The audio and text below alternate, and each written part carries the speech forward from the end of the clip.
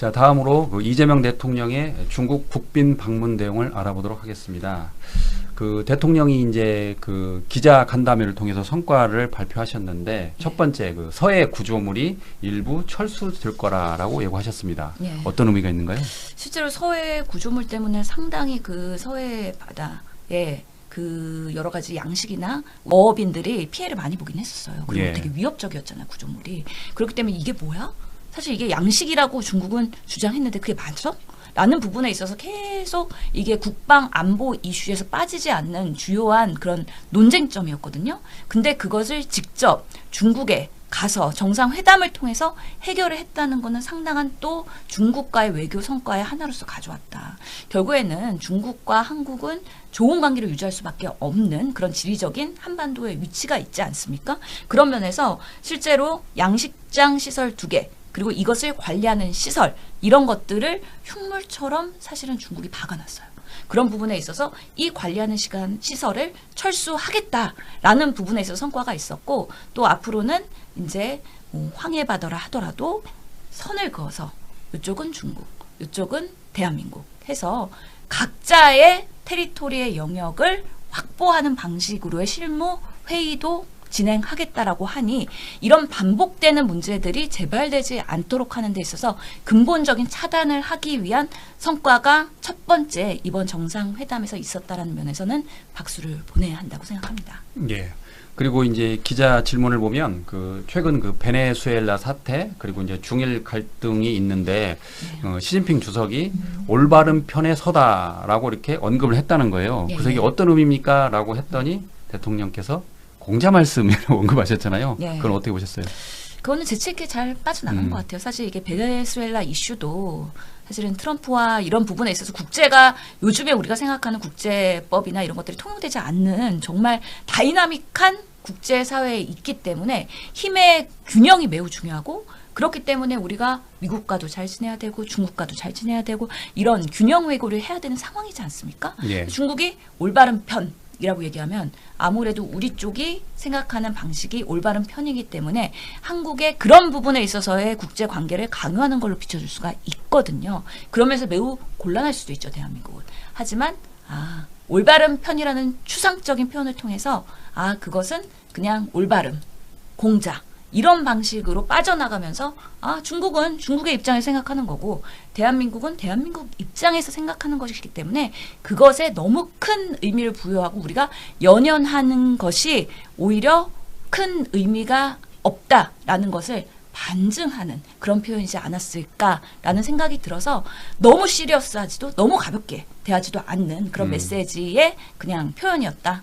그런 면에서 지금 이재명 정부가 워낙에 지지율이 계속 올라가고 있거든요. 예. 근데 잘하고 있는 이유가 뭐냐 하면은 1번이 외교, 2번이 소통, 3번이 사실 코스피의 효과가 꽤 있는 것 같아요. 예. 그런 부분에 있어서 이재명 정부는 잘하는 것을 계속 잘하고 있다라는 부분에 이번에 중국의 성과가 상당히 있다라고 저는 생각합니다.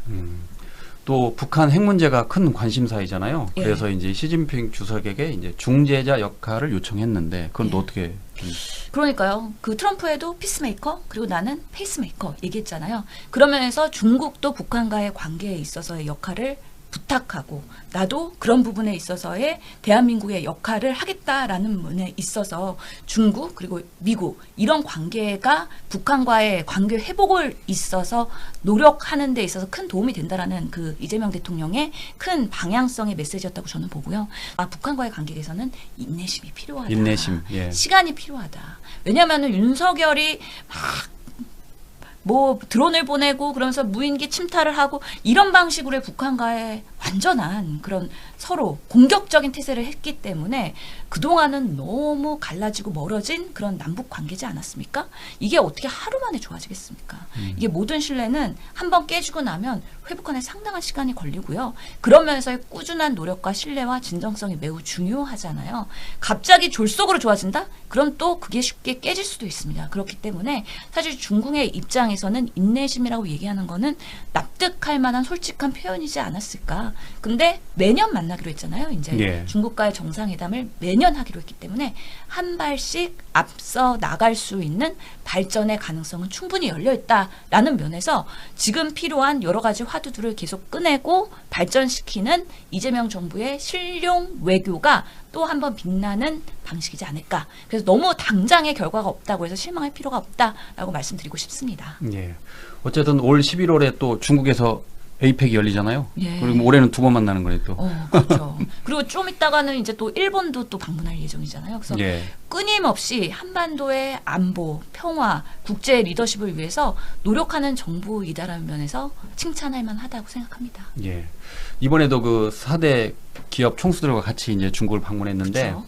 그 대통령이 그 중국인들하고 악수를 하다가 이재용 삼성전자 회장을 보더니 반갑게 달려가서 막 이렇게 악수를 하던데 그게 또 100만 뷰를 봤어요. 저희 JTBC에서. 예. 엄청난 그 조회수를 기록하던데 예. 이재명 대통령과 이재용 삼성전자 회장의 브로맨스 대단한 것 같습니다. 그러니까요. 그리고 둘이 만나면은 케미가 폭발하는 예. 것 같아요. 그리고 실제로 지금 주가가 너무 고공행진하고 있고 삼성전자가 효자 노릇을 너무 하고 있잖아요. 예. 그런 면에서 이 반도체 사업에서의 삼성의 역할은 상당하다라는 면에서 인정을 해줘야 된다. 우리가 한때 삼성에 대한 그런 대기업 재벌 총수들의 그런 비리와 뭐 이런 것 일탈에 대해서 상당히 비판적이기도 했지만 그래도 대한민국의 몇 천만 국민들이 다 삼성전자 주식을 갖고 있지 않습니까? 그래서 대한민국의 대기업이 또 국위 선양을 하고 민생 경제를 이끌고 있는 부분들도 분명히 있기 때문에 그런 면에 있어서의 노력과 활약은 칭찬할 만하다. 이름도 이재 뭔가 이재명, 이재용 해갖고 브로맨스 같고 서로의 또 자주서전도 읽었을 거란 말이죠. 그러면서 각자의 성공 스토리를 이해하고 있고 와, 이 사람 대단하다. 경제 영역에서 정치 영역에서 이렇게 성공해서 만난 두 분의 브로맨스가 앞으로도 국제적으로 날개를 달고 헐월 날아가기를 기대해 보겠습니다. 코스피 올해 안에 5천 되겠네요. 그러면 요즘에는 5천 얘기 안 하더라고요. 이러다가 1만 가는 거 아니야? 6천 아니? 6, 7천에서도 1만까지 나옵니까? 지금? 네, 그렇게까지 하는데요. 물론 이렇게 올라가다 보면 조정도 되고 그래요. 근데 오히려 조정이 될 때가 더 추가 구매를 해야 할 타이밍이 아닌가라는 생각이 예. 들고 그래서 지난 방송에도 말씀드렸지만 3차 상법 개정안이 어떻게 될지 한번 봐야 될 부분이 있고요. 실제로 그 다음에 앞으로도 지금 삼성 그리고 SK 이런 부분에 있어서의 반도체의 성장 가능성은 여전히 높기 때문에 앞으로도 전도 유망하다라고 말씀을 드릴 수가 있는데 다만 이렇게 소형주들 중소기업주들 이런 부분들이 좀 힘들어하고 있거든요. 그래서 상생의 모델을 어떻게 가져갈 것인가 그런 부분이 대한민국에서는 큰 숙제로 남아있다라고 말씀드리겠습니다. 예. 그 3박 4일 일정을 마무리하고 대통령이 서해 구조물이죠. 그 네. 서해 구조물을 일부 철거할 것이다라고 예고했습니다. 큰 의미가 있어요. 있죠. 사실은 그 영해도 우리나라 영토 아닙니까? 근데 우리나라 영해를 침범해서 이제 구조물이 왔단 말이에요. 예. 그거를 그동안 오랫동안 안 치워주고 있었습니다. 그런데 예를 들어 이제 무력으로 우리가 억지로 밀어낼 수도 있는 거지만 그랬다가는 분쟁이 나니까. 그런데 이번 한중 정상회담을 계기로 그거를 알겠다라고 선뜻 수용을 했단 말이에요. 굉장한 성과죠. 예. 그리고 또 대통령은 기자 질문 가운데 그 베네수엘라 사태와 관련돼서 기자들이 그 이야기를 했습니다. 시진핑 중국 국가수석이 올바른 편에 서라라고 언급을 했다라고 하는 거예요. 그래서 어떻게 보십니까? 라고 했더니 대통령이 진짜 쿨하게 공자 말씀이다라고 했다는 거예요. 참 그 말씀을 잘 하시더라고요. 어떻게 보셨습니까, 그럼? 예. 이재명 대통령님의 그런 당당한 태도가 엿보이는데요. 사실 지난번에 이제 에이펙 경주에서도 시진핑 주석을 상대로 백도어가 어쩌고 이제 얘기하지 예. 않았습니까? 근데 그거를 쿨하게 넘어갔단 말이에요. 시 주석이. 시진핑이 보통은 그런 스타일이 아닐 수도 있는데 그러니까요. 이재명 대통령의 너무나 당당한 모습 그리고 신뢰감 있는 모습 앞으로 좀 한국과 잘해보고 싶은 의도 여러 가지가 배경이 돼서 그때 이렇게 넘어갔고 이번에도 사실은 그렇게 중국에서 기자회견 하는데도 그에 대해서 이제 이재명 대통령님의 발언을 보면 중국과 맞짱 뜨는 되게 당당한 외교를 펼치고 있어서 저는 굉장히 좀 자랑스러웠습니다. 예. 예. 또 기자 질문에는 그 내용도 있습니다. 그 최근 중일 갈등이 있는데 혹시 어떻게 중재할 거냐라고 물어봤더니 대통령이 그런 말 있잖아요. 낄끼 빠빠. 낄 때 끼고 빠질 때 빠지는 거. 그러니까 지금 우리가 굳이 들어갈 필요는 없다. 네. 뭐더러 우리가 어려운 중재를 해가지고 괜히 난처함을 이렇게 초래를 하느냐. 하면서 아주 자신 있게 말씀하시더라고요. 예, 이재명 대통령님이 늘 말씀하시는 국익 중심 실용 외교죠. 실용 외교. 예. 너무 빛을 발한 것 같습니다. 예. 그리고 또 이제 그런 질문도 합니다. 그러니까 혐오 발언에 대해서는 어떻게 생각하십니까? 그랬더니 이제 쿠팡과 관련된 거잖아요. 대통령이. 아니, 그러면 쿠팡 그 범죄 혐의자가 중국인이라는데 어쩌라고 그렇게 직접 이야기하셨어요. 그러면 지금 쿠팡의 그 혐의 가운데 가장 큰 사람 누굽니까? 범석킴. 미국 그렇죠. 사람 아니에요. 맞습니다. 그럼 미국에다 항의할래? 라고 하니까 기자가 별로 말을 못 하더라고요. 예, 정말 언론에 대해서도 자신감이 넘치고, 거침없는, 예, 거침없고, 예. 맞습니다. 그 어떻게 보셨어요? 그 영상 그러니 그때. 너무 맞는 말이라 저는 사이다? 예, 사실은 그 유출한 놈도 되게 나쁜 놈이지만 예. 그런 구조를 만든 그 김범석이 문제거든요. 예. 뭐냐면 그동안 대관에만 돈을 많이 쓰고 그 대관에 썼던 것은 사실 노동자 중대재해처벌법이나 뭐 다른 여러 가지를 무마하기 위해서 뭐 재벌 그 총수 지정 뭐 이런 것들을 다 무마했어요. 일단 그걸 하기 위해서 돈을 어마어마하게 천문학적으로 썼단 말이에요. 그러면서 보안을 지키지 않은 그런 데다가 돈을 덜 쓴 김범석이 문제고, 이 부분에 대해서 미국의 그 회사가 있기 때문에 우리가 엄격하게 이렇게 뭘 잘 못해왔던 이런 부분이 문제거든요. 그러면은 그 김범석 의장에 대해서 지금 뭐라고 하는 게 제일 맞지, 국민분이나 아니면은 뭐 여러 형사 절차에서도요. 예. 네. 그런데 그 갑자기 중국 이거는 너무 좀 비약적인 것 같습니다. 그러니까 대통령은 언론한테도 어떻게 보면 경고를 준 거예요. 네. 굳이 혐오를 조장하지 마라. 네. 그런 뜻으로 해석이 되더라고요. 네. 이번에 또 그 많은 분들이 본 영상 가운데 하나가 그 이재명 대통령과 이재용 회장의 브로맨스. 네. 그걸 또 아주 많이 보셨습니다.